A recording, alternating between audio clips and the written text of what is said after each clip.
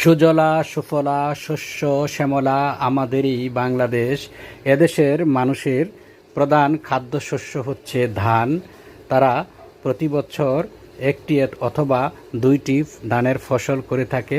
তার মধ্যে ইরি ফসলটি হচ্ছে অনেক অনেক গুরুত্বপূর্ণ একটি ফসল, যেটার প্রতি কৃষক অনেক শ্রম দিয়ে থাকেন। এমনই একজন কৃষক ভাইয়ের সাথে আজকে আমি কথা বলছি। একটু এদিকে আসেন তো, একটু কথা বলি। আপনার এবার কতটুকু জমিতে ধান লাগিয়েছেন? এক পায়ের মতো। এক পায়ের মতো লাগাইছেন না?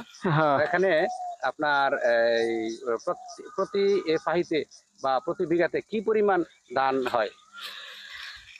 পাইতে 20 মন হয়। পাইতে 20 মন হয়। হ্যাঁ, আর পাইতে 20 মন হয়। খরচ কিরকম? খরচ 10 এর নিচে না। 10,000? হ্যাঁ, 10,000। 10,000 টাকা। তাহলে ধান হয় 20 মন। হ্যাঁ। তাহলে এখানে ধানের দাম কত? ধানের দাম হলো 1200 টাকা। তাহলে 1100-1200। 1100-1200, তাহলে হচ্ছে আপনার 10,000-15,000 টাকা লাভ থাকে। তাছাড়া তো নিজের পরিশ্রম রয়েছে। হ্যাঁ, বলছি। হ্যাঁ। পরিশ্রম রয়েছে। তারপর প্রতিদিন তো কয় বেলা কাজ করতে হয়? কতটুকু কাজ করতে হয়? এইটা মনে করো সকালবেলা করা লাগে 5 দিন লাগে এক পাইতে না। আবার মাস 15-20 দিন গেলে আবার বাসন লাগে। আর এই যে সারে হসপিটালে পটাশে এইগুলো দাম লাগে, না দিলে তো আবার ঢোকায় না। সারে কম তো লাগে, যদি বেশি যদি হয় তো মনে করি ধান ছিঁড়ে হয়ে যায়। বেশি খাওয়া হলে কম দিলে ধান হয় বেশি পুষ্ট হয়। অর্থাৎ সার বেশিও দেওয়া যাবে না, কমও দেওয়া যাবে না, পরিমাণ মতো দিতে হবে।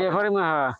এরপরে আর কত হলো যে সঙ্গে নাকি থোর দেবো সেই সঙ্গে ইয়া দাম লাগে, দিন দাম লাগে। দিলে তো হরিঙ্গা পোক এগুলো ধরে না, তো ওই ধান একটা পুষ্ট ধান হয় এইটা। এরপরে এসে আমার জানা মতো এই নিয়ে আর করি আর কি। আচ্ছা আচ্ছা। যদি সার বেশি করে লাগা ধানের জায়গা সিটা। হ্যাঁ, 1 বছর আমি করছিলাম গাদির ধানে থোড়া আছে গা দিছে সার মাইরা দিছে, এক সার মারি দিছে পরে একবারে সিরা সারিনি হলে ধান আড়ানি গেছে গা সিটা। এরপরে তো আমি দিই না আর কি। আর মনে করো ধান ক্ষেতের আলি হলে কিছু লাভ থাকবে, পুষ্ট ধান হয়।